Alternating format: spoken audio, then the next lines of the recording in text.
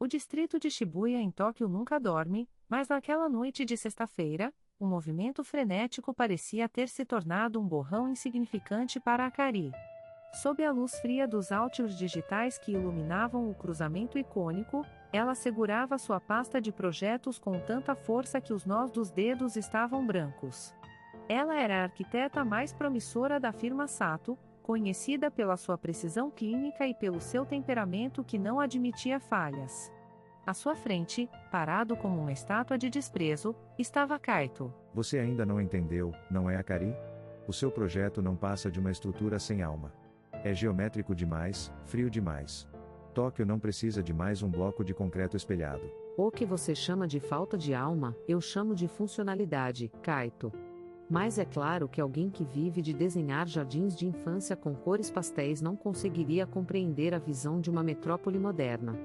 Você é um empecilho em cada licitação que eu participo. E você é o motivo de eu passar noites em claro tentando corrigir a falta de humanidade dos seus designs.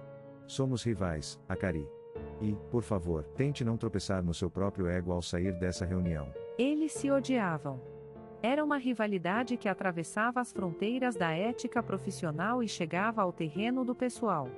Durante 3 anos, Kaito e Akari foram os dois lados da mesma moeda. Enquanto ela defendia o minimalismo brutalista, ele defendia o design orgânico e integrado à natureza. A disputa entre eles era o assunto principal dos corredores das grandes construtoras da capital. Porém, o destino, com seu senso de humor cruel, decidiu intervir. Uma licitação conjunta para a reconstrução de um complexo histórico em Ianaka, o bairro mais tradicional de Tóquio, exigiu que os 2 arquitetos mais odiados do setor trabalhassem como uma única equipe. Isso é um erro. Eu prefiro me demitir a compartilhar uma mesa com este homem durante 6 meses. O sentimento é mútuo. Sinto que estou sendo condenado a uma pena de prisão perpétua. Mas a pressão dos investidores e a importância cultural do projeto os obrigaram a ceder. Nas primeiras semanas, o escritório compartilhado em um prédio antigo em Ueno foi palco de verdadeiras batalhas campais. Eles discutiam sobre o tipo de madeira, o ângulo das luzes, a disposição dos jardins. Kaito insistia que o prédio deveria respirar a história do bairro, enquanto Akari queria que o design fosse um tributo ao futuro do Japão. Veja essa sombra, Akari. Às 5 da tarde, a luz atravessa esta fresta e toca o piso. Se você colocar essa parede de aço aí, vai matar o espírito do lugar. É uma questão de durabilidade. Madeira apodrece com a umidade de Tóquio. Eu não vou deixar meu nome ligado a algo que vai desabar em 10 anos. Eles trabalhavam até tarde da noite, cercados por xícaras de café frio e plantas arquitetônicas espalhadas por toda parte. Foi em uma dessas noites, sob uma chuva torrencial que castigava os vidros do escritório, que a primeira rachadura na armadura de hostilidade apareceu. A eletricidade do prédio falhou, mergulhando o local em um silêncio absoluto, interrompido apenas pelo tamborilar da água. Ótimo! Só o que faltava. O computador desligou e eu não salvei os arquivos da fundação. Calma. Venha aqui. Sente-se perto da janela. A luz da lua, mesmo através das nuvens, reflete o suficiente para enxergarmos a planta impressa. Akari, exausta e pela primeira vez sem sua máscara de rigidez, sentou-se ao lado dele. Eles estavam próximos, o suficiente para que ela sentisse o cheiro suave de sândalo que Kaito sempre usava. Pela primeira vez, eles não discutiram. Kaito começou a falar sobre sua infância em uma casa antiga de madeira em Kyoto, e como o som da chuva no telhado era sua memória mais feliz.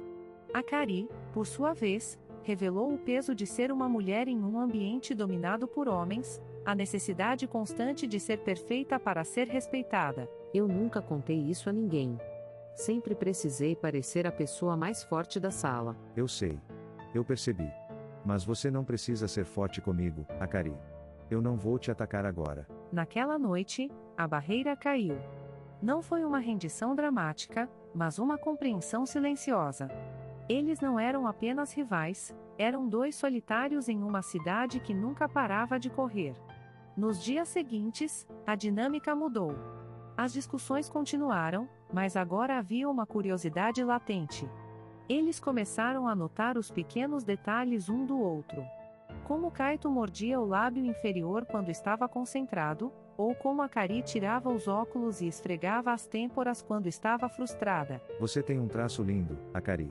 Por que você insiste em esconder isso sob tanta rigidez técnica? Porque a técnica é a única coisa que não me trai, Kaito. As pessoas.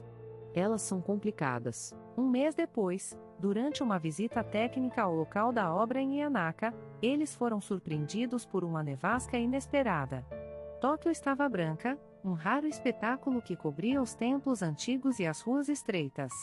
Eles se refugiaram em um pequeno café izakaya, um lugar escondido onde serviam sake quente.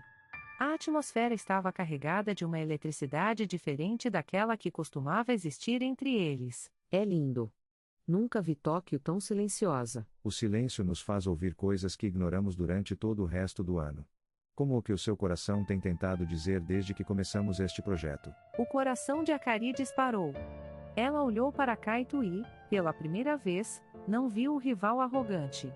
Ela viu um homem cujos olhos, escuros e profundos, brilhavam com uma vulnerabilidade que espelhava a sua.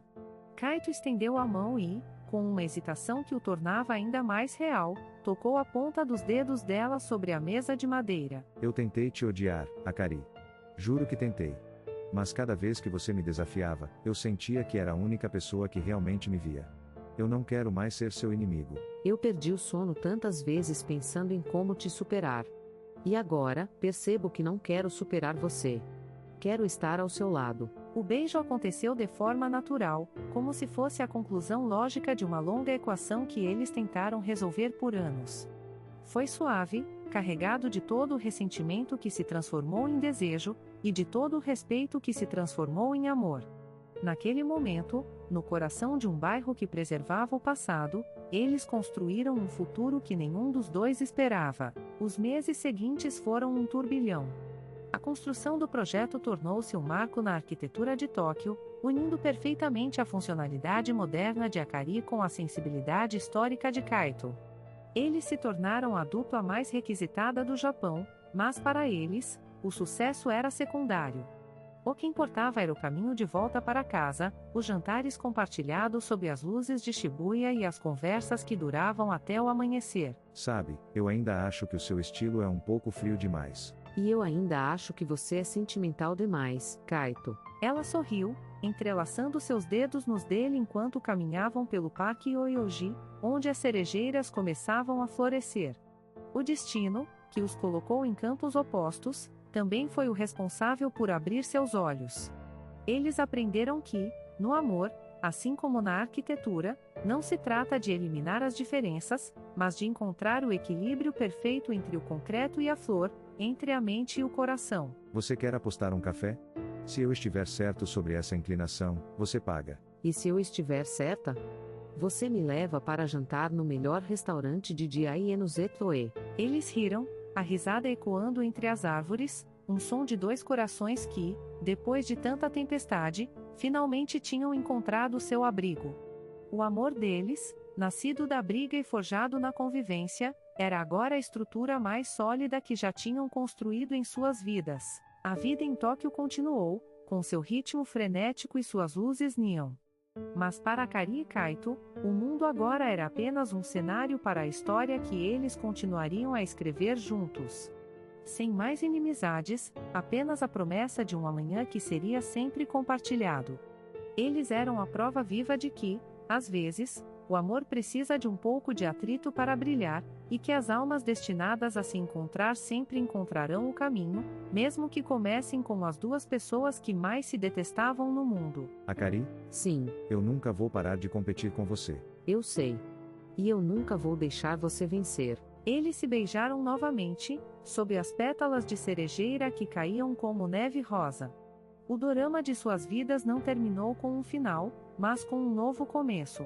À medida que as barreiras caem, ambos descobrem que o ódio que sentiam era, na verdade, uma forma mal compreendida de admiração e atração. Entre o concreto moderno e a tradição dos templos de Ianaka, eles precisam decidir se o orgulho vale mais do que a oportunidade de um amor que desafia todas as suas certezas. Uma história envolvente sobre superação, destino e a arte de construir algo duradouro, não apenas em papel, mas nos sentimentos.